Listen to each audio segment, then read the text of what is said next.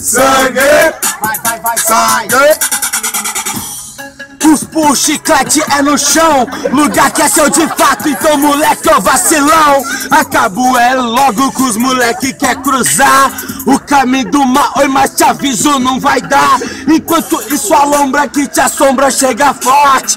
Rap de verdade te assombra igual carro forte. Não adianta me levar nessa tua lombra. Vem, vem, agora Maoi te assombra. Aí, no freestyle aqui eu mando bem. Cê falou que ia cruzar, eu te pergunto, é com quem? Aí moleque, você manda muito mal. E vê se na próxima batida você acompanha instrumental. Então eu te falo um recado e vê se pelo menos manda pelo menos uma rima sem ser decorado. Você manda muito mal e o seu freestyle é muito artificial.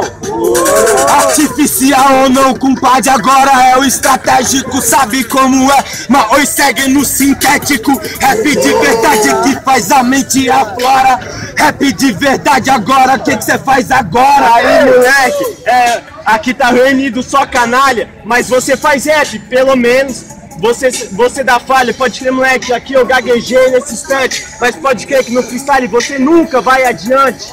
Cê gaguejou, meu compadre, agora te aviso, moleque. É como ouvir notícia de que o governo ganhou dinheiro com a gente. Cê sabe como é, cê gaguejar não é novidade, cê é um Zé Mané.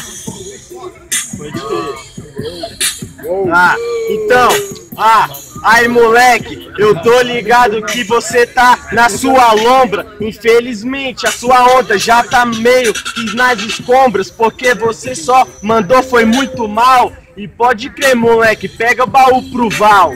Se tá na escombra é que cê não entendeu.